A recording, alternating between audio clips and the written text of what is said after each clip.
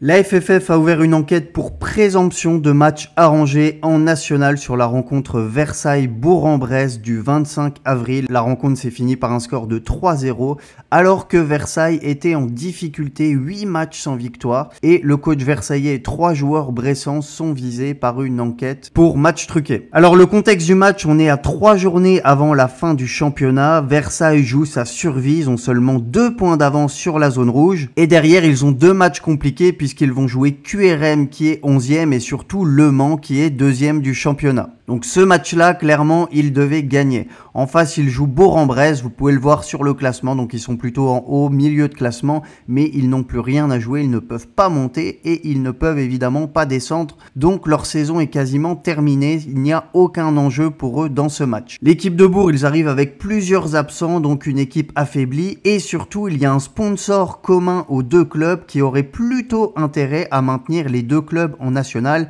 Il y a donc un conflit d'intérêts possible qui nourrit les soupçons. Alors ce que vous voyez à l'image, c'est un pronostic tout simplement qui a été envoyé par un tipster avant le match, qui a partagé l'info à ceux qui le suivaient. Donc il y avait évidemment plusieurs tipsters qui avaient déjà l'info, qui savaient qu'il y aurait probablement un match arrangé sur cette rencontre. Au niveau des cotes du match, donc on avait une équipe de Versailles qui était favori, une cote entre 1,90 et 1,95. On voit que la cote était à 1,92 sur Pinacle, à 1,97 sur 1xBet. On voit que d'ailleurs elle avait un peu chuté, elle était à 2,22 à la base, elle est passée de 2,22 à 1,97. C'est une cote qui selon moi est un peu trop basse pour une équipe qui n'avait pas gagné depuis 8 matchs. On peut le voir juste avant cette victoire, il y avait une défaite contre Boulogne, une défaite contre Dijon, un nul contre Sochaux, un nul contre Villefranche, un nul contre Châteauroux, une défaite à Concarneau, un nul à Rouen et un nul contre Valenciennes, donc 8 matchs sans victoire. Et pourtant sur ce match, ils étaient plutôt favoris avec une cote aux alentours d'1,95. Alors on va voir le résumé du match et vous allez voir qu'il y a plusieurs erreurs, plutôt errances défensives de la part de Bourg-en-Bresse.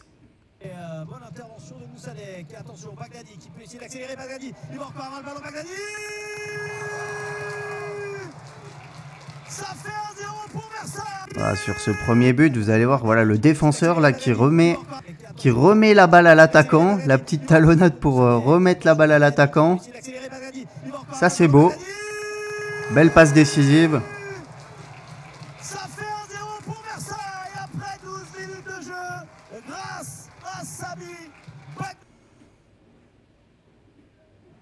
Là pareil, oula, il se loupe totalement le défenseur. Regardez. On ne sait pas pourquoi, il pourrait la récupérer, la dégager. Et puis le gardien, là ils en loupent une belle. Hein.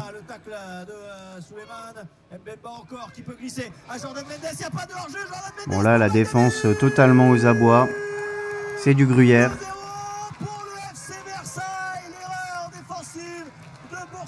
Et ça fait 2-0 grâce au doublé de Sami Bagdadi.